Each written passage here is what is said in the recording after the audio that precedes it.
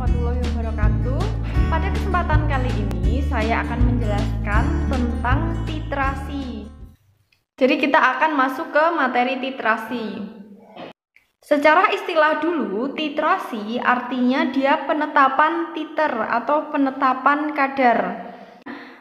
Penetapan titer atau penetapan kadar. Jadi kadar dengan titer itu artinya sama ya. Penetapan titer atau penetapan kadar ini bisa atau dapat dilakukan melalui suatu prosedur percobaan. Jadi sebenarnya titrasi ini bisa dikatakan sebagai suatu prosedur percobaan yang fungsinya untuk menetapkan titer atau menetapkan suatu kadar.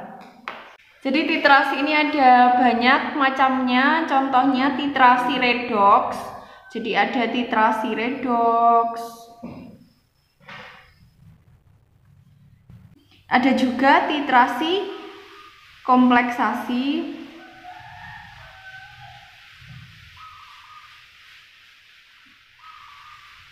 Ada titrasi asam basa.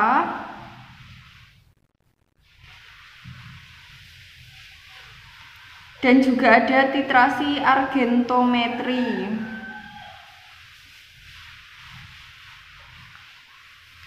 Yang membedakan macam-macam titrasi ini berdasarkan reaksinya. Jadi keempat-empatnya ini sama-sama suatu prosedur percobaan yang digunakan untuk menetapkan suatu kadar atau penetapan titer tadi.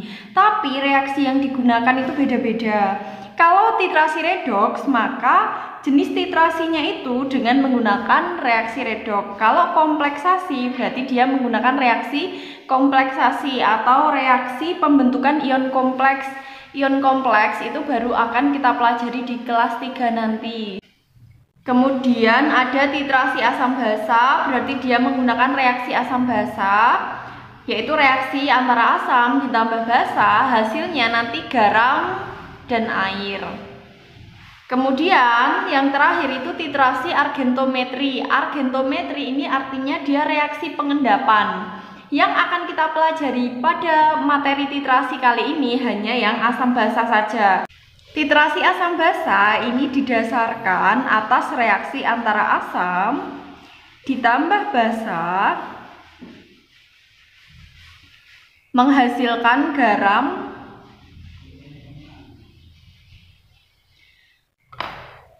dan air. Titrasi asam basa ini bisa untuk menentukan kadar asam atau kadar suatu basa. Jika dia ingin menentukan kadar suatu larutan asam, maka dia harus direaksikan dengan larutan basa yang telah diketahui kadarnya. Jadi jika ada larutan basa yang kadarnya sudah diketahui, kamu reaksikan dengan larutan asam, maka nanti bisa ditentukan kadar larutan asam tersebut melalui prosedur percobaan yang sudah ditentukan. Kemudian kita lanjutkan ke prosedur titrasi asam basa. Prosedur titrasi asam basa yaitu prosedur percobaan untuk menentukan kadar suatu asam atau suatu basa dengan reaksinya asam atau basanya yang satunya itu sudah diketahui kadarnya. Jadi kalau misalkan asam yang ditanyakan, basanya diketahui kadarnya. Kalau basa yang ditanyakan, asamnya itu harus diketahui kadarnya.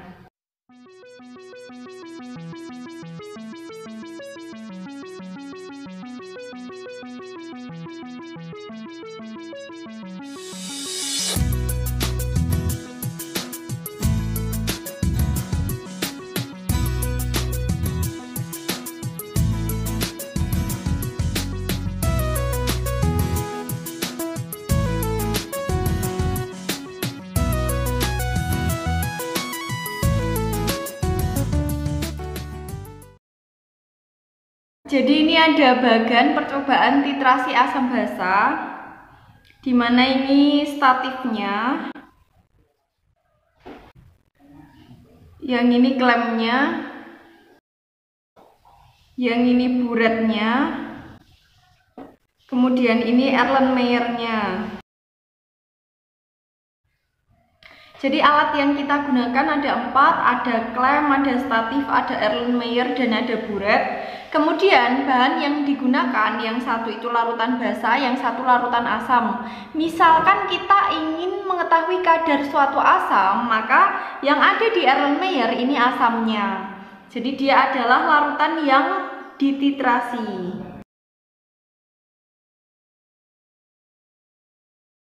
Jadi yang di bawah di Erlenmeyer ini adalah larutan yang dititrasi atau titratnya. Jadi dia yang akan diketahui kadarnya. Kemudian yang di atas ini yang di buret, dia adalah larutan penitrasinya atau titrannya. Dia yang sudah diketahui kadarnya sehingga bisa digunakan untuk menentukan titratnya itu kadarnya berapa.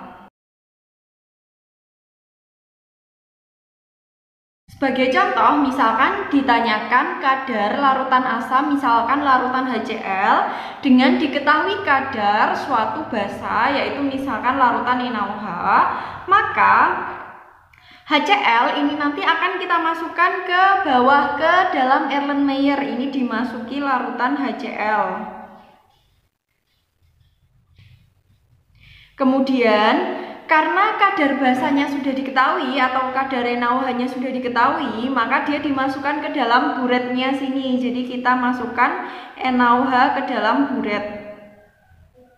Misalkan diketahui kadar NaOH-nya di sini 0,1 molar gitu ya. Kadar atau konsentrasi ini sama ya. Dan kita punya volume HCl di dalam sini. Ini misalkan kita masukkan 20 ml, jadi HCl-nya 20 ml kita masukkan ke dalam Erlenmeyer. NaOH-nya di sini kita isi sampai full. Di sini ada angka 0-nya ke bawah. Jadi misalkan volumenya 50 ml, di sini ada angka 0 sampai 50 ml.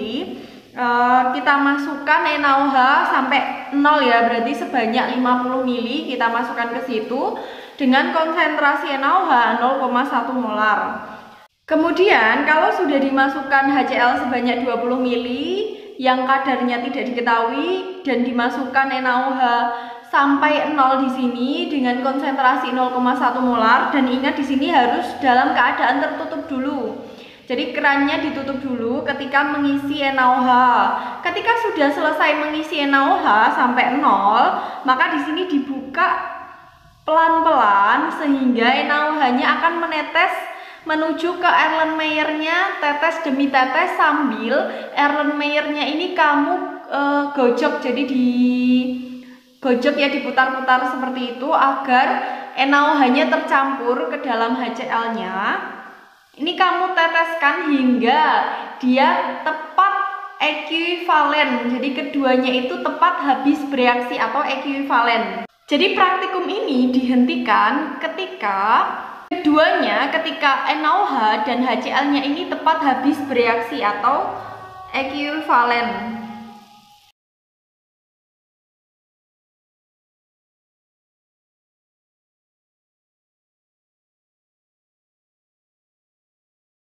Jadi reaksi titrasi asam basa ini akan kita hentikan ketika dia tepat habis bereaksi keduanya. Jadi antara NaOH dan HCl ini tepat habis bereaksi, jadi nggak ada sisanya kedua-duanya. Titik ekuivalen itu bisa diketahui dengan bantuan indikator asam basa. Jadi untuk mengetahui titik ekuivalen ini harus disertakan indikator asam basa. Jadi indikator asam basa ini nanti akan kita masukkan ke dalam larutan HCl.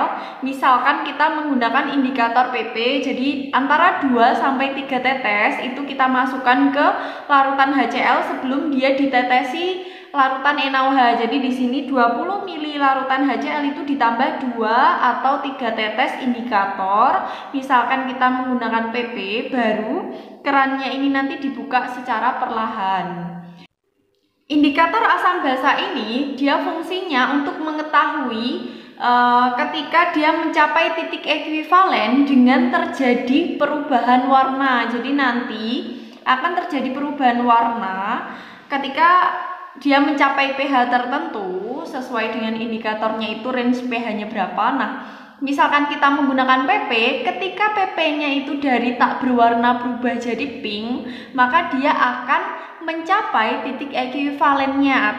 Saat indikator asam basa ini menunjukkan perubahan warna, ini dinamakan titik akhir titrasi.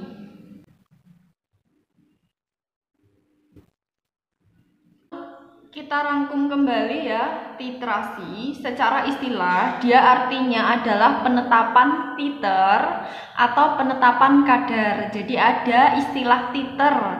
Titer ini artinya kadar. Titrasi itu adalah penetapan kadar, atau kalau secara hakikatnya dia itu artinya adalah suatu prosedur percobaan di mana fungsinya untuk menetapkan kadar suatu zat. Titrasi sendiri itu ada 4 macam. Di sini ada redoks, kompleksasi, asam basa, dan argentometri. Perbedaan macam-macam titrasi ini berdasarkan reaksi yang terjadi saat penentuan kadar. Ketika reaksi yang terjadi reaksi redoks, maka namanya titrasi redoks. Ketika reaksi yang terjadi adalah reaksi kompleksasi atau pembentukan ion kompleks, maka nama titrasinya adalah titrasi kompleksasi. Ketika titrasinya itu reaksi antara asam dengan basa yang nanti hasilnya itu jadi garam plus air, maka namanya titrasi asam basa. Kemudian ketika reaksinya reaksi pengendapan, namanya titrasi argentometri. Yang akan kita bahas pada bab titrasi ini hanya satu saja, yaitu pada titrasi asam basa. Kemudian titrasi asam basa adalah suatu prosedur percobaan di mana kita akan menentukan suatu kadar. Ada 2 macam, bisa kadar asam atau kadar basa. Jika kadar larutan asam yang akan kita cari, maka larutan basanya harus diketahui kadarnya. Jika larutan basa yang ingin kita ketahui kadarnya, maka larutan asam itu harus diketahui kadarnya. Jadi salah satunya itu harus diketahui kadarnya untuk menentukan kadar larutan lainnya. Kemudian prosedur titrasi asam basa itu ada lebih lengkapnya di video yang lainnya yang sudah pernah saya share.